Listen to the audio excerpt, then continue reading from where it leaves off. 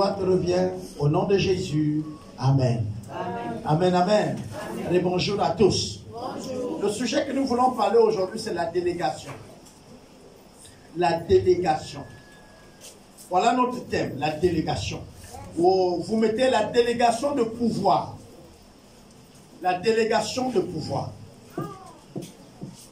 Alors, pour certains qui sont un peu déjà grands, vous allez voir qu'à chaque fois qu'une autorité, pour la plupart qui couronnent ou encore qui font porter les médailles à certaines personnes qui bénéficient des médailles de l'État, vous allez entendre des gouverneurs, des préfets, des sous-préfets utiliser l'expression par les droits qui me sont conférés.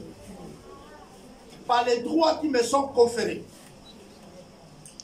Alors ça, par les droits qui me sont conférés, il fait allusion à ce qu'on appelle une délégation. Je vais reprendre.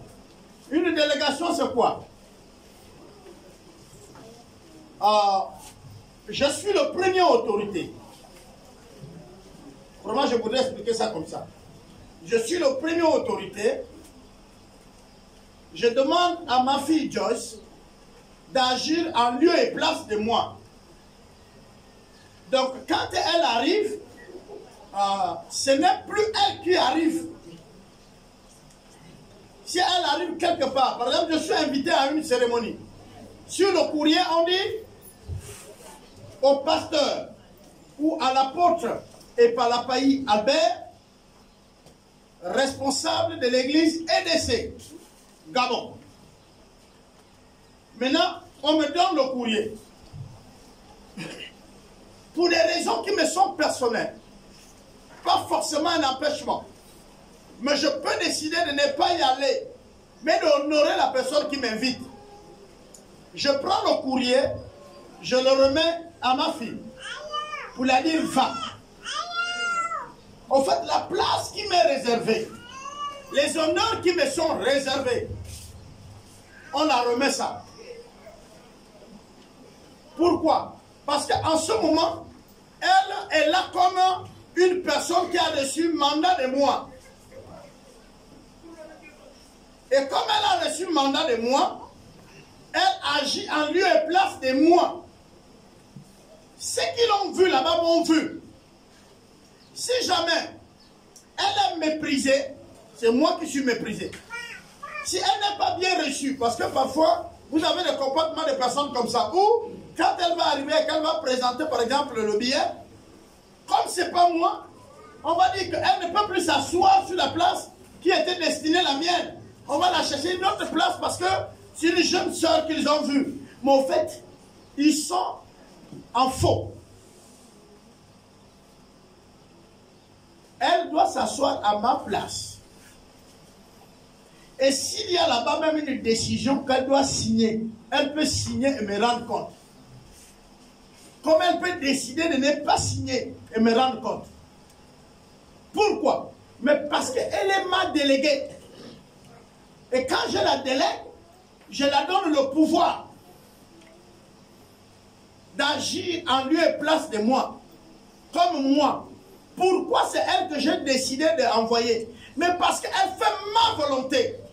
C'est-à-dire qu'elle fait les choses qui ne sont pas contraires à ce que je veux et je fais. C'est ce que vous entendez par délégation. Et je vais descendre sur les principes bibliques et nous allons comprendre. Nous sommes donc dans le livre de Matthieu. Matthieu, et nous allons lire le verset 28. À partir du verset 17, je vais lire.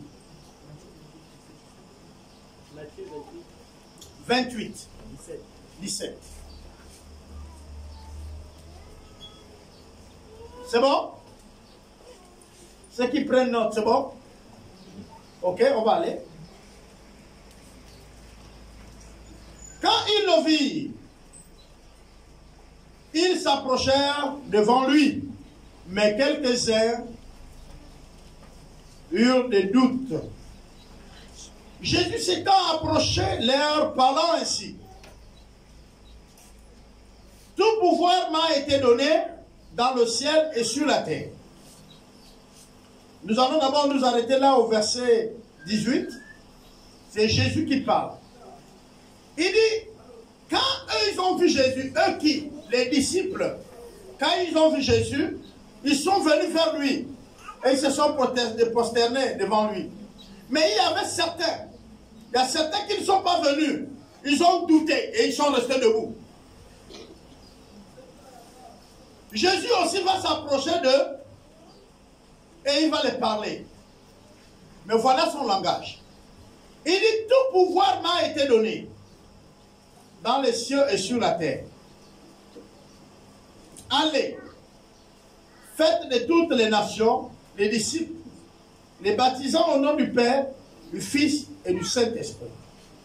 Et enseignez-leur à obéir, à observer tout ce que je vous ai prescrit. Et voici, je suis avec vous tous les jours jusqu'à la fin du monde. Amen, amen. Alors, quand nous lisons ce verset biblique, nous pouvons dire qu'en fait, il n'y a pas une délégation. Parce qu'à la fin, il dit, je suis avec vous jusqu'à la fin du monde. On peut donc pour entendre que quand Jésus dit, je suis avec vous jusqu'à la fin du monde, ça veut dire que Jésus est là. Avec eux, n'est-ce pas, non? Quand j'étais en train de regarder un peu proche ce verset, j'étais en train de réfléchir à plusieurs reprises. La première chose que Jésus fait, il avance vers eux. La deuxième, il leur parle de son autorité. Il leur parle du pouvoir. Il a dit, je suis revêtu. J'ai eu. Tout est à moi. Quoi? Le pouvoir, l'autorité. Mais quelle est l'étendue du pouvoir? Il dit dans le ciel et sur la terre. Au-dessus de tout, c'est moi qui les ai. Ok? C'est Jésus qui parle comme ça. Et quand Jésus finit de parler comme ça, il a dit, moi maintenant vous devez aller. Mais en réalité, qu'est-ce qu'il est en train de leur dire? Il est en train de leur dire, allez avec ce pouvoir. Il n'y a rien qui est au-dessus de ce pouvoir que je vous donne. Quand on regarde le verset 19, il dit allez. Donc c'est un homme. Il n'est pas en train de discuter avec eux. Il dit tout pouvoir m'a été donné au ciel et sur la terre. Vous allez. Pourquoi? Parce que vous en partant, il n'y a pas un pouvoir qui est au-dessus qui peut faire quoi que ce soit sur vous. Et il accompagne en disant je suis avec vous. Mais il est avec eux comment? Ok. Vous savez, beaucoup d'entre nous disent à Franceville, nous sommes à Franceville. À Franceville, il y a un gouverneur, n'est-ce pas, non? Nous savons tout ce qu'il y a le gouverneur. Maintenant, je vais vous poser la question. Quelle est la responsabilité du gouverneur? Qui a élu un gouverneur? Qui a choisi un gouverneur? Qui a établi un gouverneur? De qui vient l'autorité d'un gouverneur? Dans notre contexte. On va aller doucement. Qui a élu le gouverneur? Qui a élu? Qui a voté le gouverneur? Hein? Vous ne savez pas? Hein? Il est nommé. Mais avant qu'il ne soit nommé, il a été voté. Le gouverneur, c'est qui?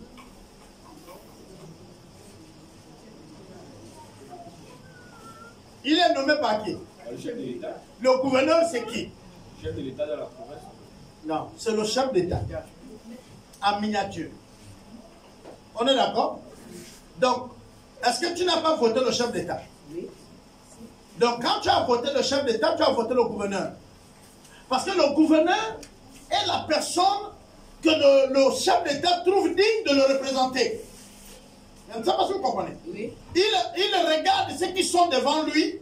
Il voit les personnes qui peuvent faire rallier non seulement les personnes, mais le message qu'il a à la population, la politique qu'il a à la population. Parmi ces personnes, il doit trouver des personnes dignes. Par exemple, nous avons combien de provinces au Gabon? 9. Le président regarde dans ses proches, dans son administration, 9 personnes qui sont capables de radier, de faire avancer son message, son projet de société, de faire accomplir la vision qu'il a. Maintenant, quand il prend un décret, pour les affecter, on prend un décret. Je ne sais pas si vous me comprenez déjà. C'est-à-dire qu'il prend une décision et il les nomme. C'est les personnes qui le représentent. Mais vous voyez, quand Jésus nous envoie, avant de nous envoyer, il prend un décret. Il dit, tout pouvoir m'a été donné. En fait, j'ai le droit, j'ai le pouvoir qui m'a été donné. Comme le président, avant de nommer le gouverneur, il se réfère au pouvoir qui lui a été donné. Le président a le pouvoir qui lui a été donné. Tout président dans le monde entier reçoit d'abord le pouvoir avant de pouvoir donner. Le pouvoir d'un chef d'État est un pouvoir donné. Qui nous donne le pouvoir? C'est le peuple. C'est le peuple qui lui donne le pouvoir. Comme Jésus-Christ dit, tout pouvoir m'a été donné. Qui lui a donné? Le Père. Est-ce que vous comprenez maintenant? C'est pourquoi dans le livre d'Éphésiens 1, au chapitre 1 jusqu'à 4, vous partez même de 2, il dit, je vous ai choisi, je vous ai élu avant la fondation du monde. Choisi, élu, c'est la même chose. Dans le sens que, quand tu choisis, c'est que tu l'as sélectionné parmi tant. Élu, c'est la même chose. Je vote un parmi tant. C'est bon? On se comprend? Donc, quand on dit Dieu nous a choisis, Dieu nous a élus, c'est vrai qu'en réalité, il y avait une sélection. Et dans cette sélection-là, Dieu, dans son cœur, dans son vœu, dans son désir, dans sa science, dans sa connaissance, dans sa révélation, c'est toi qui l'as pris. Dans sa souveraineté, vous pouvez penser quoi? Dans son autorité, dans sa divinité, pensez tout. C'est toi qui l'as choisi. Maintenant, quand lui aussi t'a choisi, il te demande d'accomplir une tâche. Dans la tâche qu'il te donne, il y a la part de son autorité.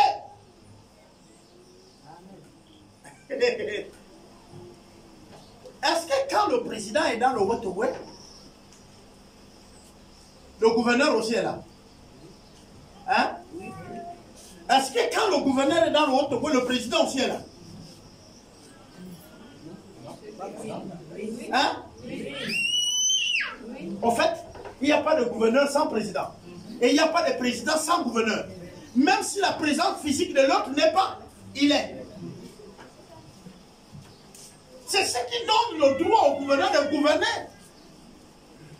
C'est parce qu'il y a la présence du président. Si le président n'est plus, le gouverneur cesse de gouverner. Il arrête.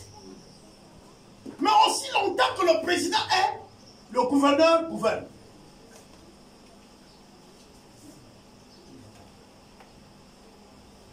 Si le mandat du chef d'État est par exemple de 20 ans, le gouverneur a 20 ans de règne, en moins que le président décide de retirer sa confiance à un gouverneur, là en ce moment, le gouverneur cesse d'exister comme gouverneur. Et dans notre cas, si Dieu décide que tu meurs, tu vas à sa présence. Et quand tu pars à sa présence, tu ne règnes plus. Est-ce que vous se comprenez? Voilà. Et on va aller doucement, vous allez me comprendre. Il est question de délégation de pouvoir. Vous allez comprendre que même sans parler, vous n'allez pas voir le gouverneur, le président s'arrête, il met tous les gouverneurs devant lui.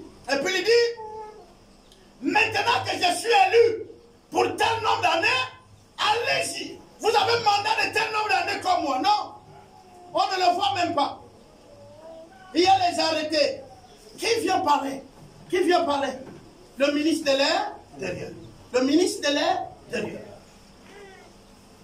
C'est lui qui vient installer le gouverneur, qui représente le chef d'État. Mais, souvent, dans l'église,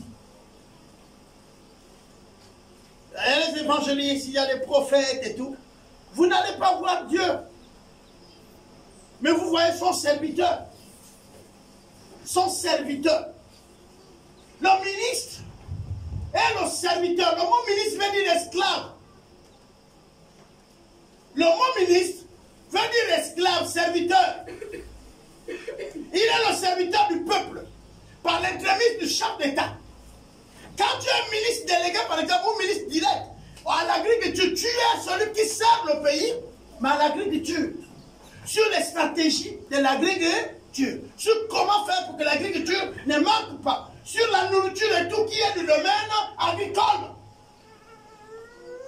Si tu es le ministre, on va parler par exemple des affaires étrangères.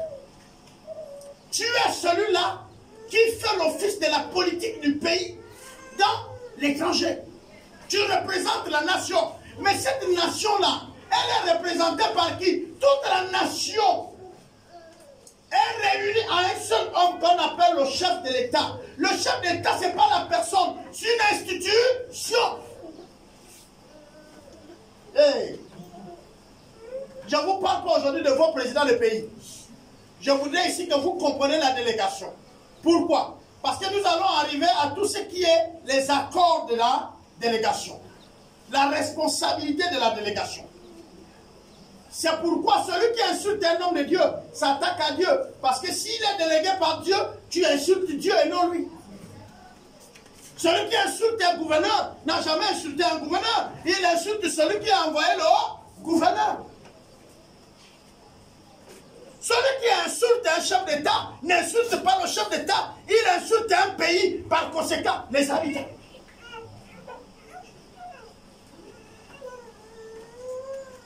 C'est bon? Là, je vous ai parlé d'une institution nationale. Mais il y a les institutions par zone, qu'on appelle les députés. Eux, ils reçoivent les mandats par secteur. C'est-à-dire une délégation de pouvoir par secteur. C'est les gens d'une zone. Par exemple, nous sommes à France-Ville. On va dire le premier arrondissement a un député. Vous comprenez? Le deuxième arrondissement a un député. Pourquoi? Parce que ceux-là, ils vont échanger avec le président.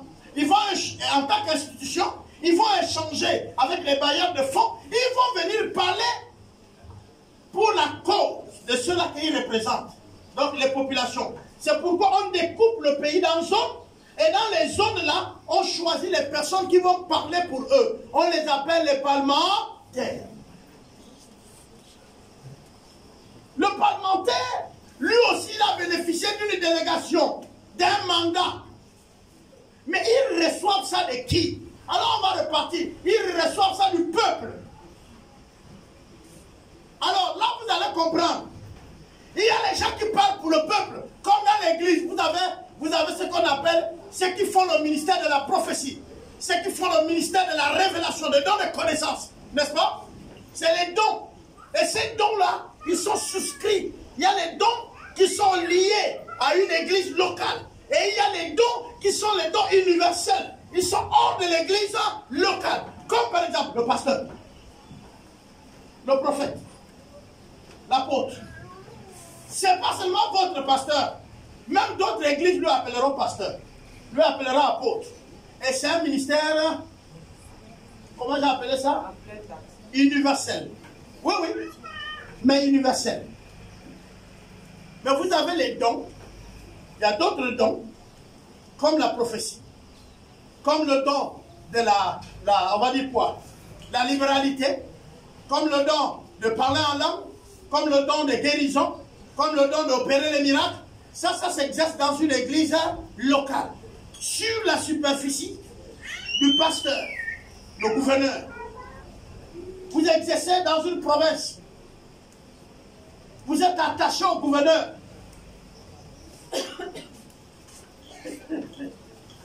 C'est bon? C'est bon?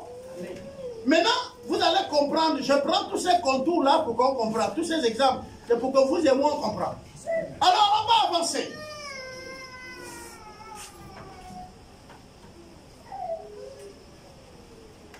Vous savez l'élection, non? Vous savez ce qu'on appelle l'élection? On va voter, hein, non? Bientôt, on va voter. Bientôt, on va voter. On va aller avec le premier principe, c'est vous. Ceux qui ont l'âge de voter. C'est à partir de quel âge? 18 ans. Merci bien. Vous avez l'âge de voter. Est-ce que vous comprenez ce qui est égal à votre voix? Qu'est-ce que votre voix est capable de faire? Vous comprenez ça?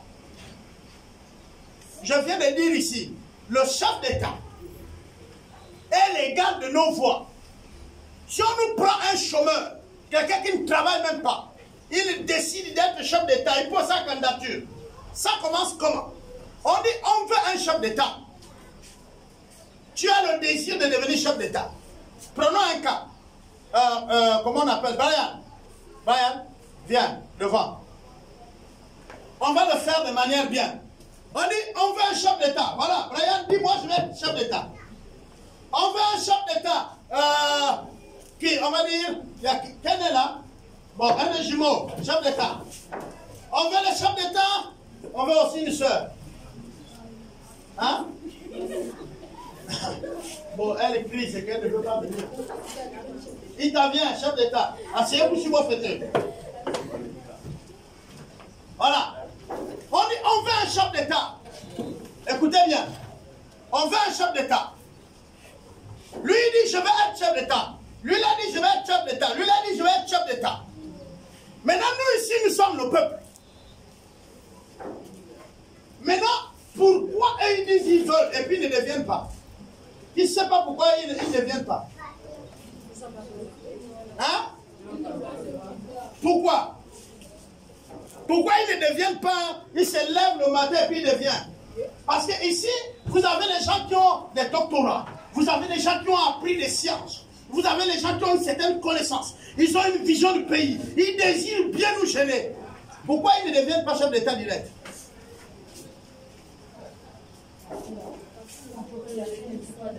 Hein? Parce qu'ils n'ont pas le pouvoir. On est d'accord? Bon, maintenant, tels qu'ils sont assis, lui là va être voté par là. Lui là, c'est ici. Et lui là, par ici. Qui a gagné l'élection? Non, regardez vous-même. On dit? Lui là, il est ici. Celui du milieu a la population là qui l'ont voté. Et l'autre ici, c'est ici, tout ça. Qui a gagné l'élection? Donc, c'est Ita qui vient de gagner. Bon. Ita vient de gagner l'élection. Les autres, ils regardent leur place. Il reste. Ita, tu restes, c'est toi qui as gagné. Je veux bien. Ok. Pourquoi Ita a gagné? Hein? Ça, c'est le français. Majorité, c'est quoi?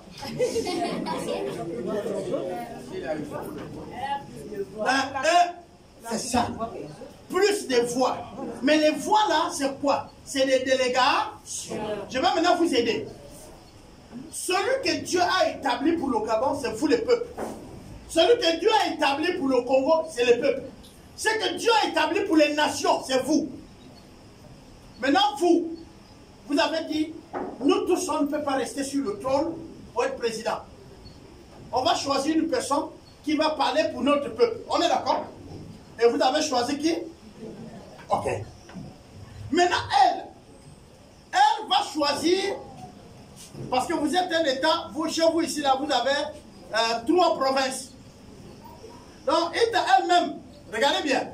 Ita, tu choisis une personne ici, là et là. Vas-y. Vas-y, tu prends seulement les personnes. Qui? Voilà. Tu le donnes, donne-lui la place. Voilà, premier gouverneur. Sors, tu prends. Gouverneur, il remercie le côté qu'il lui a élu d'abord. Voilà, tu choisis. Prends. Non, non, c'est le gouverneur. Prends aussi la chaise. Tu mets ici. Bon, il a choisi aussi le tabac. Tu prends aussi la chaise. Viens prendre la chaise devant. Viens prendre la chaise devant. Et toi-même, tu peux t'asseoir sur le côté là-bas avec ta... Bon, voilà. Maintenant, je vous pose la question. Ils sont le choix de qui? Hein? Oh. Faux. Le choix du peuple. Mais il te parle ici en tant que peuple. Il te parle, dès qu'il t'est élu, il te devient une institution.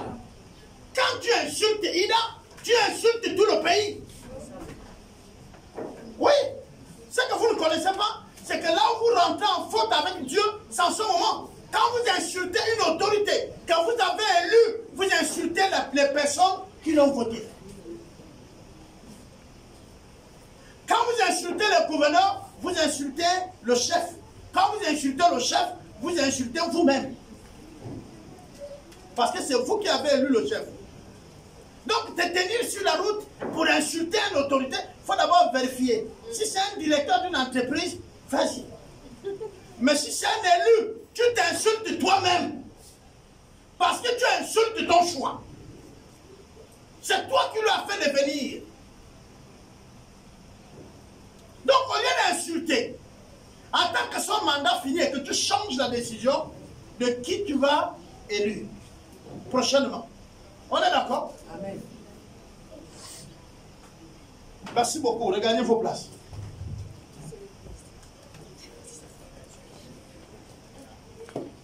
Bon, maintenant, je vais aller à ce que le verset biblique l'a dit. Dieu nous a élus avant la fondation de quoi? Pour que nous on soit quoi? Ses représentants.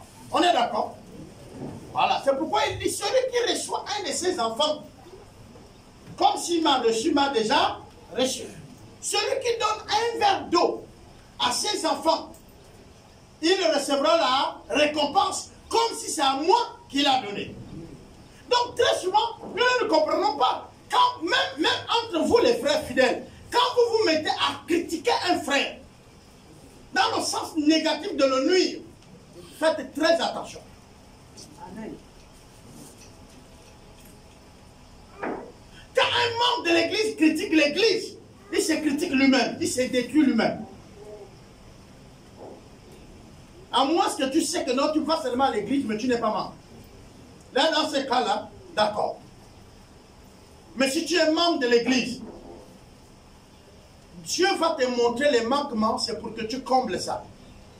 Dieu va te montrer les choses qui manquent, c'est pour que toi tu travailles dans le sens que ça s'améliore. Et tu as le droit de discuter avec tes responsables. Tu as le droit de venir voir certains frères pour dire, frère, je remarque, est-ce qu'on ne peut pas améliorer comme ça, même si ce n'est pas dans ton domaine, mais Dieu a permis que c'est toi qui vois. Amen.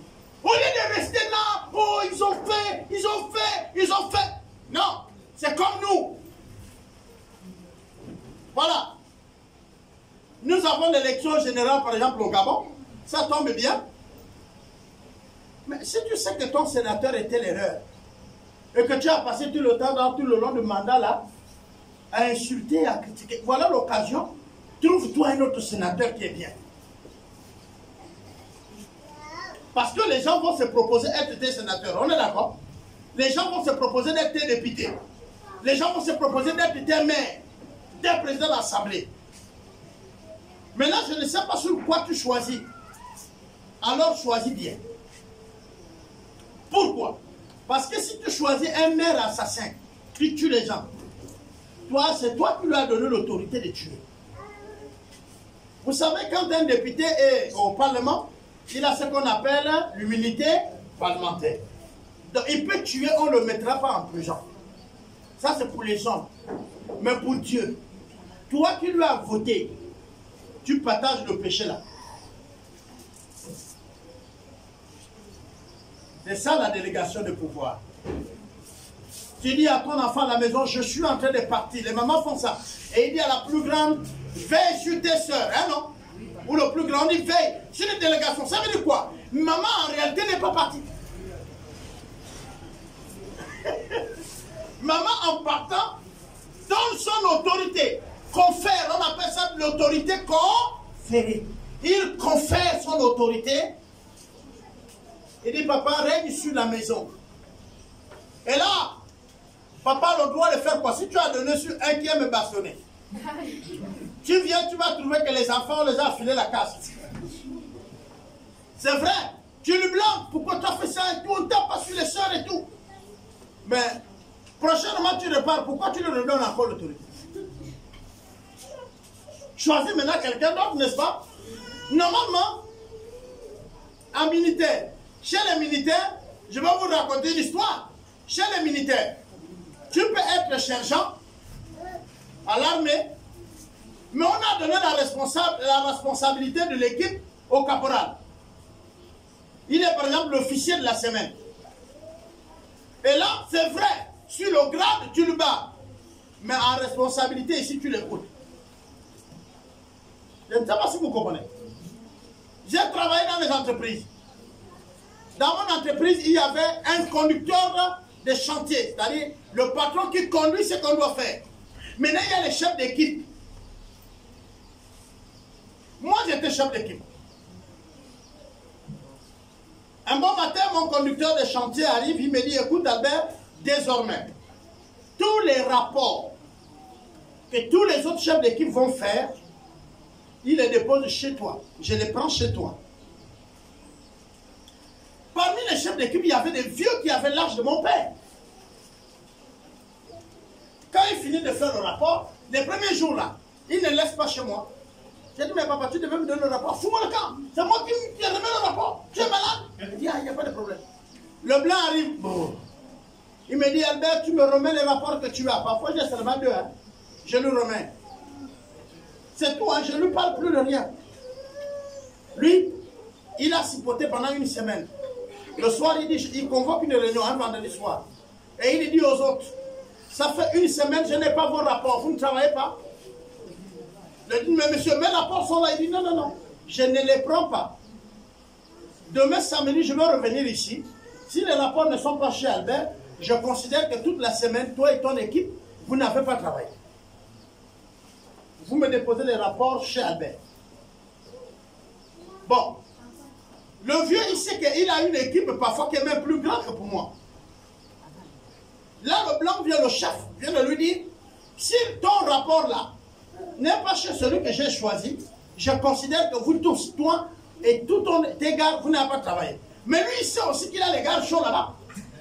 Que si lui, il n'amène pas leur rapport, leurs cartes ne vont pas être signées, le blanc ne va pas être payé, et là, lui, il aura des problèmes avec ses travailleurs. Donc, la première semaine, ils vont faire quoi? Lui-même, il ne vient pas parce qu'il estime qu'il est plus grand que moi. C'est à lui qu'on devait donner la responsabilité.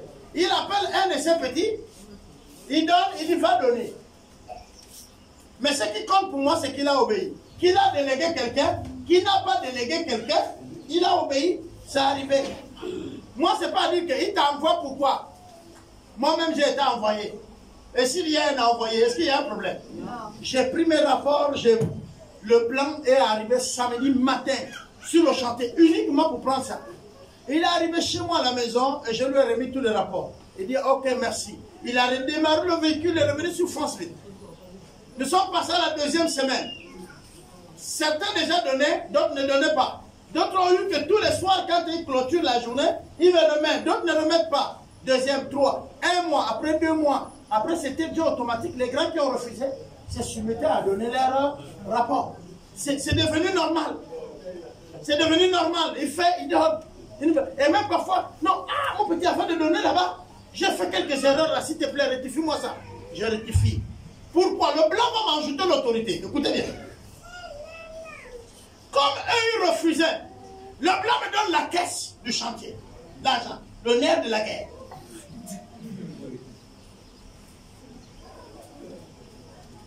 Bon, maintenant, lui, il refuse de venir donner le rapport.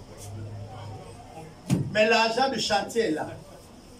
C'est-à-dire que s'il y a quelqu'un qui est malade ou qui a un besoin sur le chantier, il faut venir prendre l'argent chez moi. On fait comment? L'argent est là, Moi aussi, je ne peux pas donner l'argent à quelqu'un que je sais que ses rapports ne sont pas chez moi. Et donc, finalement, parce que celui qui donne l'autorité donne les moyens. C'est pourquoi vous voyez que le gouverneur gère le budget. C'est sa signature qui fait que le budget de telle école, de telle institution, de tel ministère sort. Ça ne sort pas sans sa signature. Il y a une partie là où le gouverneur signe.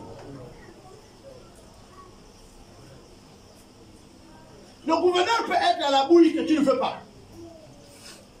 Il peut ne pas avoir les diplômes que toi, mais dès qu'il est nommé,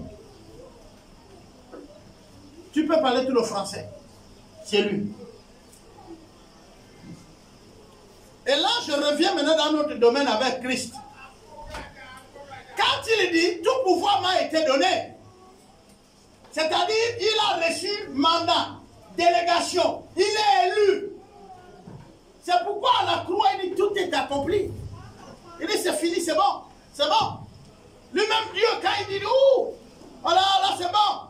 Hein, j'ai compris. Vous les chantez là, ne me chantez pas, il y a point de raison que tu passes sans me toucher ici là. Ou encore exagère encore ça là. Vous allez fuir le micro ici le jour là. Parce que je ne comprends pas vos chants là. Le Seigneur dit qu'il nous donne jusqu'à ce que la coupe soit débordée. N'est-ce pas non? Bon, tu viens, tu dis non Seigneur, exagère. Donc tu donnes à Dieu l'ordre d'exagérer. Il va exagérer quoi? Ce qui te donne te suffit. Il a dit à Paul, ma grâce te suffit. Mais la grâce qu'il dit là, c'était de doubler.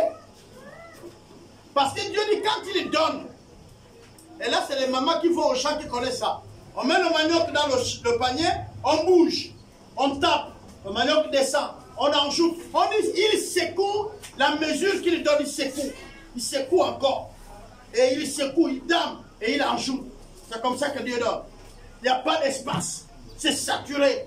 La bénédiction, c'est saturé. Et puis tu dis à Dieu, il n'y a point de question. Toi, tu peux dire ça. Tu peux dire à Dieu qu'il n'y a point de question que tu passes sans me toucher. Les enfants ont les cantiques maintenant, je ne sais pas. L'inspiration. Il faut faire attention. C'est comme si tu parlais à ton enfant pour dire, il n'y a point de question que tu traverses France-Ville pour Libreville sans venir me voir. Vous savez que c'est un homme. Hein? Donc vous donnez maintenant à Dieu les ordres. Et vous tous vous chantez ça. Et ça c'est les CD que vous achetez. Où tu viens, tu dis exagère encore. Nous sommes allés en mission. Le chant là, c'est seulement la partie là qu'ils ont pris à mon frère. Le reste, il n'y a pas. Tout complètement doudou. Exagère encore. Oh Jésus, exagère. J'ai dit ce qui était avec moi. J'ai dit donc de tout le cantique là, c'est seulement la partie qu'il doit exagérer là qu'on chante. Et c'est pour toute une veillée. Exagère encore. Près de 30 à 1 heure. Exagère encore. Je dis, l'ignorance fait son succès. Alors, le Seigneur Jésus dit ceci. Il dit, tout pouvoir m'a été donné. Maintenant, je vous envoie. Bon, maintenant, qui peut me dire que nous manquons de pouvoir? Avec tout ce que je vous ai expliqué, vous n'avez pas compris. Allez et faites de toutes les nations les disciples. Je suis avec vous. Et là, je suis avec vous. Je vous ai parlé tout de suite du gouverneur. Le gouverneur, il est avec le président, non? Le président, il est avec le gouverneur, non? Mais nous savons que le président habite à Libreville, non? Mais comment il est à Libreville, il est aussi à Franceville? Mais parce qu'il est avec le gouverneur. Mais parce que le gouverneur aussi est avec lui. Donc quand je suis sur la terre, moi là, et que je marche, c'est Dieu qui marche avec moi. Jusqu'à la fin des temps, c'est ça. J'ai une délégation de Dieu. J'ai un mandat de Dieu. De faire quoi? Des disciples sur toute la terre. Aussi longtemps que je fais des disciples, Dieu est avec moi. Amen. Vous savez, il y a des choses où Dieu parle, il est clair. Tout le monde peut dire, Dieu est avec moi, Dieu il est avec moi. Mais il n'a pas dit qu'il est avec tout le monde comme ça. Il dit, allez faire de toutes les nations les disciples. Baptisez-leur et enseignez. Et je suis avec vous jusqu'à la fin de temps. Bon, donnez-moi un autre verset où il dit, il est avec vous. Vous n'avez pas? un verset qui dit, je suis avec vous jusqu'à la fin des temps.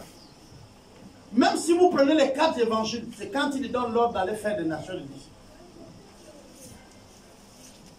Il dit, quand vous serez même dans l'ombre de la vallée de quoi? Je serai quoi? Je serai avec vous. On est d'accord?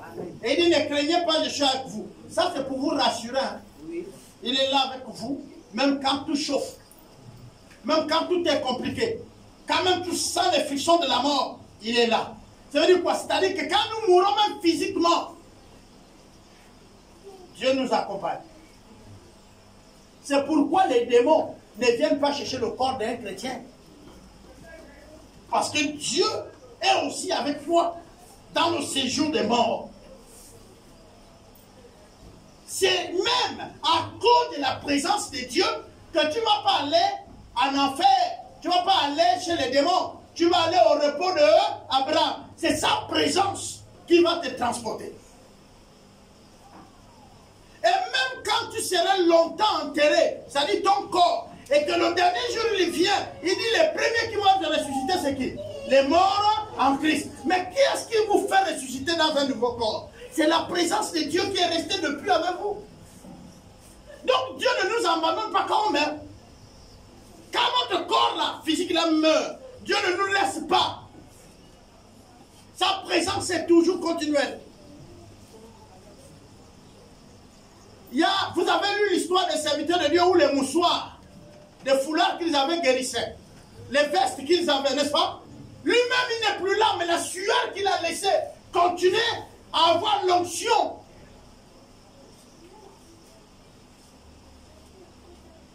C'est mes parents qui m'ont raconté l'histoire des Blancs.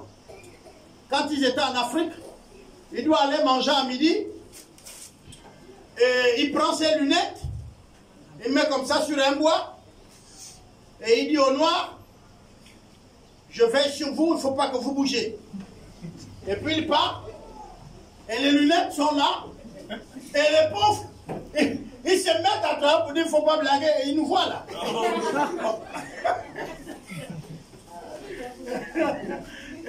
Oh, le gars ne voit pas. Il ne voit pas, il est parti. Et elle me racontait l'histoire de un avec les premières caméras qui faisaient photo. Lui, il filme les gars. Il part. La caméra filme. Maintenant, quand il revient, il dit, toi, tu étais à tel endroit là, tu bavardais. Et puis, ils sont étonnés. Oh, il a suivi le film. C'est maintenant le boy qui était chez lui, le boy, donc, le papa qui sert là, qui remarquait qu'à chaque fois qu'il venait, il venait avec la caméra là, il mettait sur la bobine, et puis il dit aux autres travailleurs, mais lui là-bas, il filme le chantier, hein. Et je dis, comment il filme comment? Oh, mais il vient là-bas, il montre la télévision du chantier et tout. Ah, c'est là qu'il nous voit. C'était trop tard, il les avait déjà fait souffrir. Il vient là, dit non, toi tu étais à tel endroit, tu parlais même comme ça, toi. Mais le gars, il est fort, hein. Mais comment il savait ce que j'ai fait? Mais la caméra! Ah, l'ignorance. Alors, si je ouvre une brèche, nous sommes en période d'élection. Nous allons partir voter. C'est une délégation de pouvoir. Alors, chacun de vous doit connaître le pouvoir qu'il donne à X ou à Z a de l'effet. On ne construit pas une maison avec une seule brique, une grosse brique. Quand c'est une grosse brique, là, on appelle ça un bloc. Personne n'habite dans le bloc. Mais les gens habitent dans plusieurs blocs. Je ne sais pas si on se comprend. Les murs, là, c'est beaucoup de blocs qui sont petits. On a aligné pour avoir cette maison. Mais si on faisait une grosse brique comme ça, personne ne va habiter dedans. Donc c'est l'ensemble de voix que nous donnons, que tous ensemble, nous déléguons notre autorité. Et Christ, qui connaît ça, parce que ce que vous devez comprendre, c'est que le monde dans lequel nous vivons n'a fait que copier le modèle qui était déjà même biblique. Et le spirituel a des règles. Et parfois, ce que nous accomplissons sur la terre ne sont que des règles qui sont dessinées dans le spirituel. Comme par exemple, ce que nous sommes en train de voir là. C'est une règle.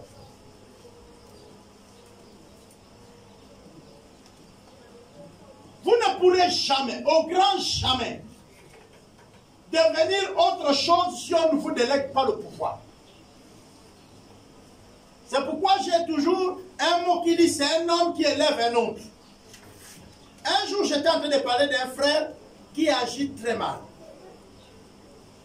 Et pendant que nous étions en train de discuter avec les autres frères, j'étais en train de dire ceci. Je dis, bien-aimé, quand quelqu'un nous fait du bien, même s'il est mauvais, vous ne vous rappelez même pas du seul bien qu'il vous a fait. L'être humain. Tu fais le bien le jour que tu fais un seul mal. La personne n'en est plus ton ami.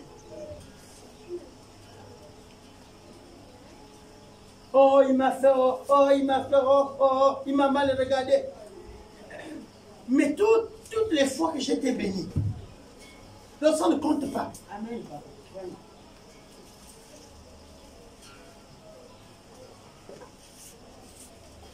Parfois, il faut se rappeler d'un seul bien.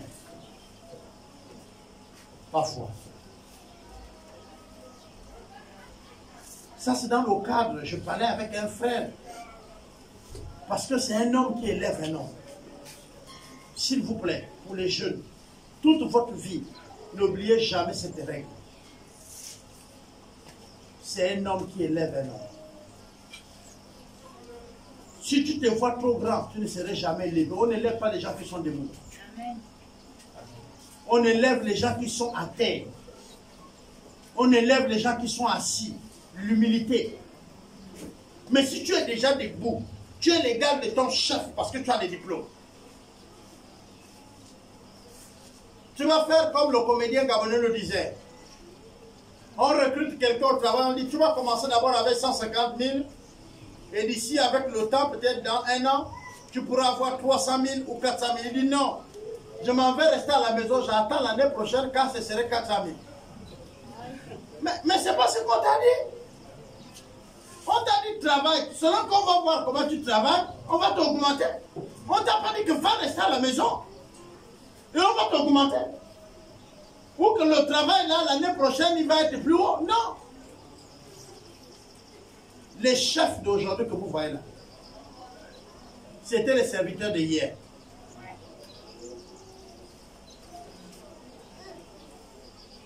Je vais terminer en vous disant, certaines personnes que nous avons reçues, tu peux recevoir quelqu'un dans ta famille, mais il finit chef de votre famille. Mais vous-même, les enfants de la famille, vous restez toujours serviteurs.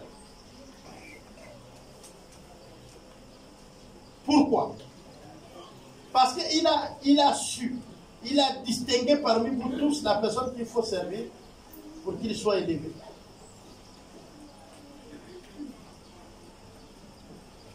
Et même le diable connaît la règle.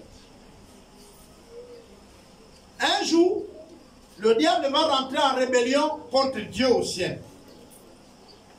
Cette rébellion va faire à ce qu'on jette le diable sur la terre.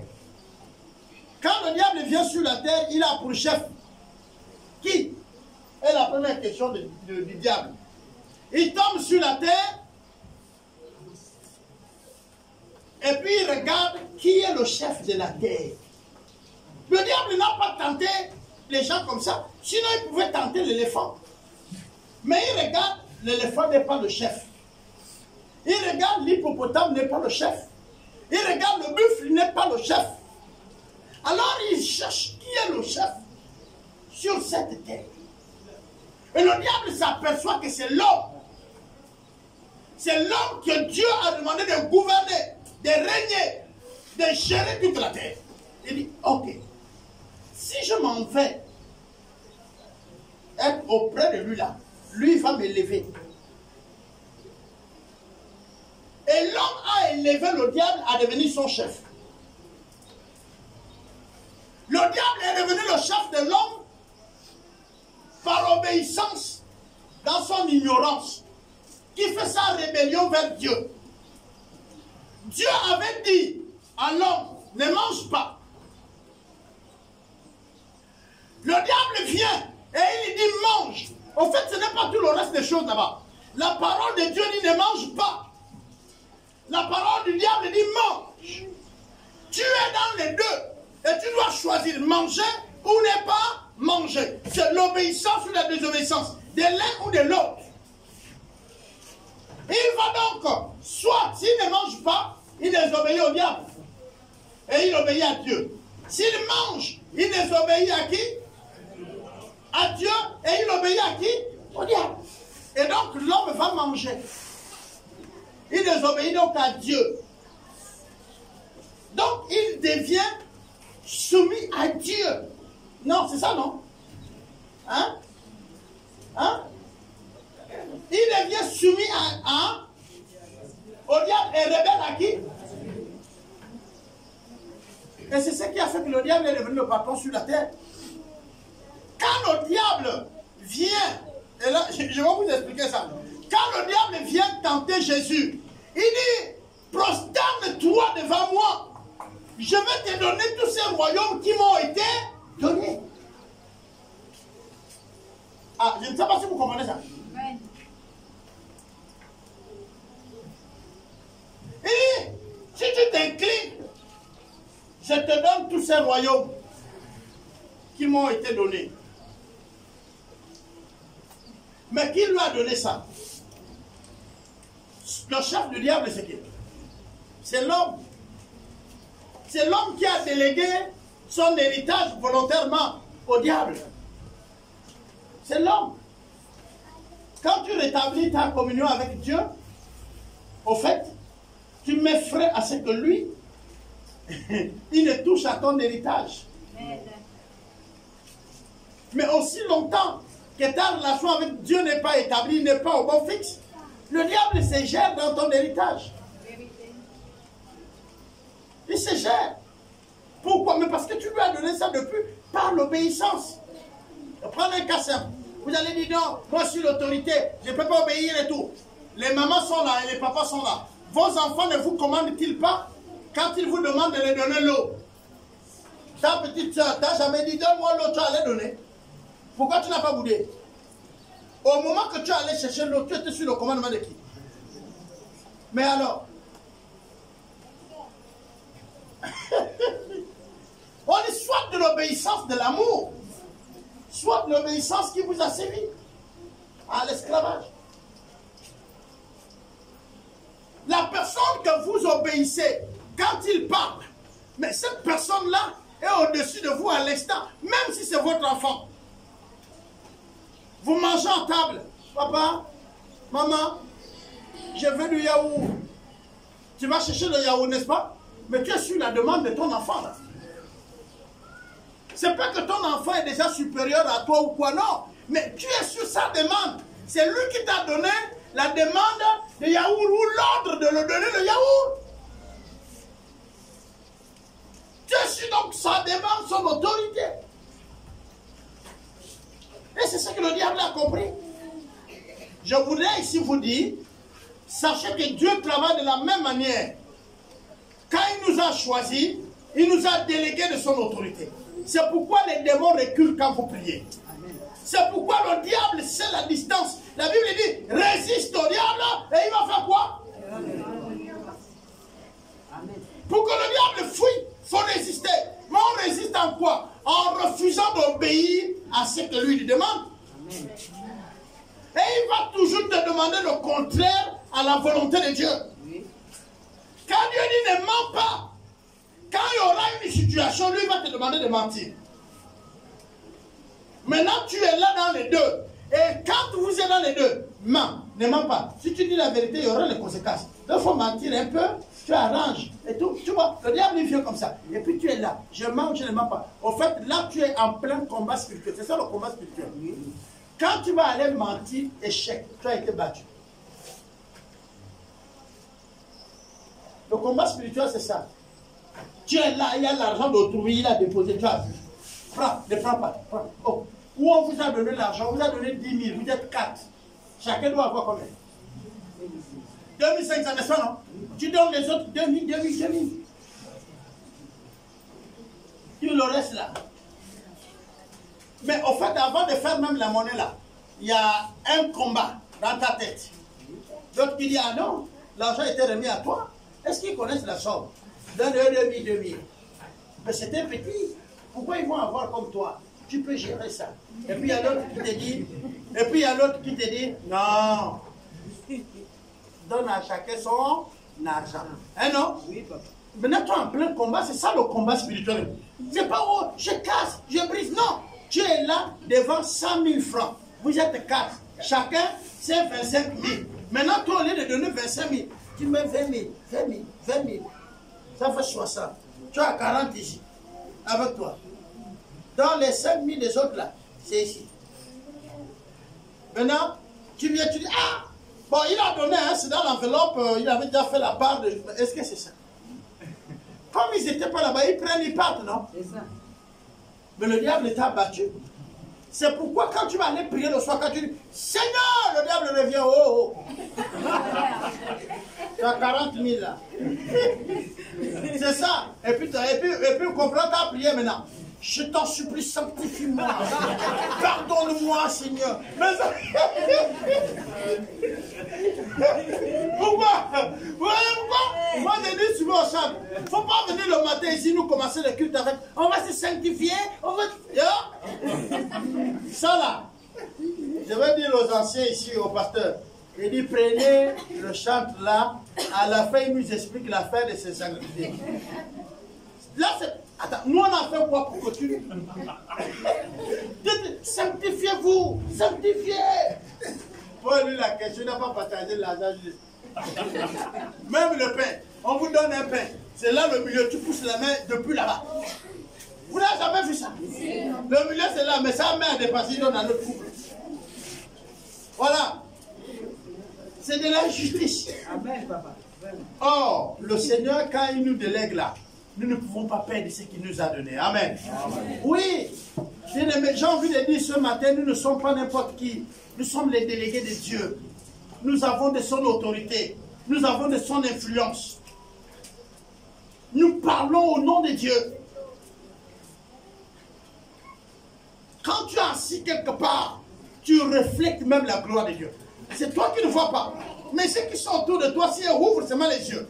C'est Élisée qui était avec son serviteur. Il comprend l'arme de l'ennemi qui arrive. Ils entourent là où ils étaient. Ils disent qu'ils vont le tuer. Le serviteur dit, oh, mec, on va mourir. Là, ils sont là. Il dit, oh, papa, ouvre les yeux, regarde ceux qui sont avec nous. Ils sont plus nombreux que ceux-là. Il sort, il regarde, il ne voit personne. Il revient, il dit au maître, il dit, ah, prophète, je sais que tu fais les prophéties, mais là, il n'y a personne. Hein. Et dans le cœur, parfois, il se dit, ah, la prophétie n'a rien à y voir avec la guerre qui est là. Il revient, il dit, mais il n'y a personne. Ils ne sont pas arrivés. C'est que nous, on attend. Il dit, non, va regarder ça. Mais le gars sort la deuxième de fois. Il dit, rien. Il dit, chef, notre affaire là, on est oui. C'est comme il dit dehors. Le prophète dit, quand tu parles là, tu t'arrêtes et tu regardes bien. Prends ton temps. Tu n'es pas pressé. Là, il sort pour la troisième fois. Il regarde, il observe, il observe. Et ils sont là. Ah, ils sont nombreux. Il va voir son mec. Il dit, mais ils sont nombreux. Mais les gars qui nous attaquent là sont déjà pris. Parce que c'est comme... Mais ils ont leurs chars là, ou même le feu. C'est lui qui commente ce que la Bible écrit là. C'est maintenant lui qui a vu. Il dit, les chars ont le feu. C'est-à-dire que le char, seulement quand il passe, le feu reste.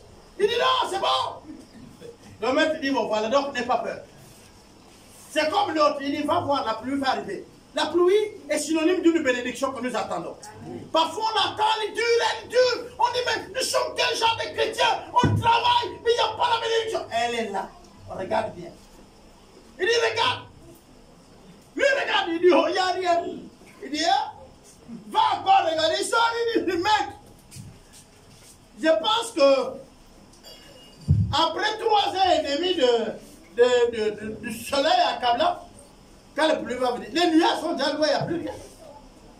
Il dit, j'ai regardé là, il n'y a plus rien. Laisse. Le maître lui dit, il retourne. Là, c'est à Élisée qu'on parle. Hein. C'est Élie qui envoie Élisée là. Il dit, pas. Ouais, c'est pourquoi Élisée envoie son disciple aussi à plusieurs reprises. Parce que lui aussi, il a fait cette erreur. C'est pourquoi je vous dis, si vous n'avez jamais été à côté d'un serviteur de Dieu pour le servir, vous n'allez pas servir Dieu. Vous pouvez être membre de l'église, vous savez, membre de l'église. Et servir Dieu là. Il faut prendre ton balai, tu balais là. Il faut servir l'eau. Il faut prier pour les autres quand ils ont des problèmes. C'est servir Dieu. Servir Dieu, ce n'est pas seulement le culte. Il faut servir les autres qui sont avec vous. Quelqu'un est malade, quand tu sais que tu as le don de guérison là. Il ne faut pas dire, oh le pasteur ne m'a pas dit à la fin du culte, tu sais que tu as le don de guérison. Va vers la personne qui est malade, prie pour elle. C'est ça, servir Dieu.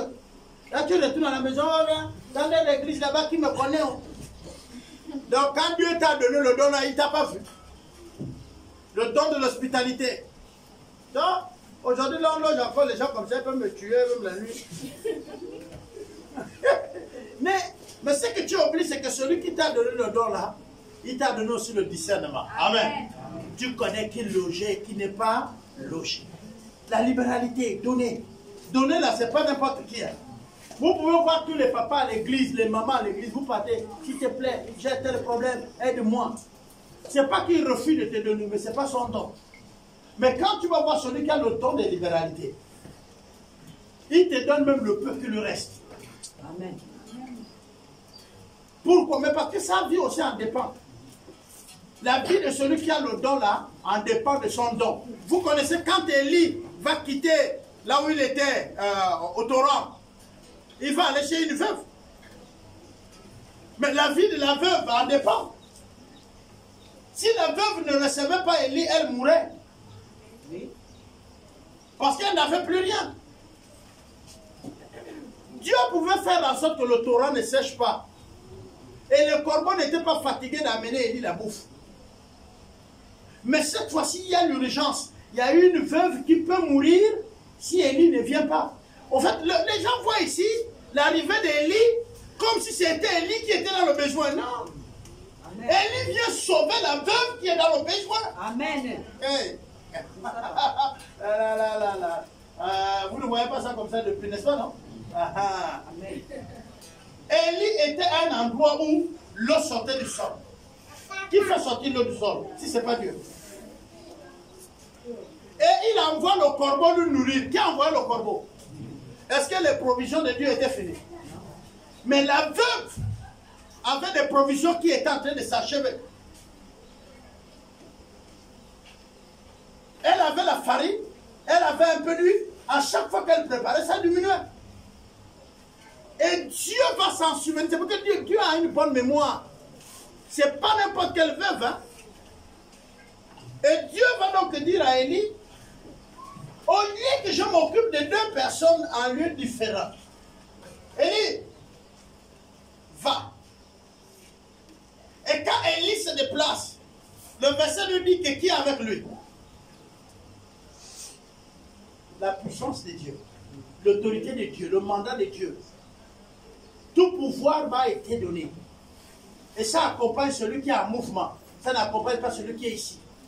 Il faut être en mouvement pour que Dieu vous accompagne. On n'accompagne pas celui qui est à arrêt. Quand vous êtes dans vos maisons assis, vous allez dire comment accompagner. Mais quand vous quittez d'un endroit à un autre, là tu peux dire j'ai été accompagné ou j'ai accompagné. On est d'accord? Mais Dieu, quand il dit je suis avec vous, mais il parle d'ici, il dit allez. Bon, vous qui avez beaucoup étudié les français là, allez, c'est quel verbe?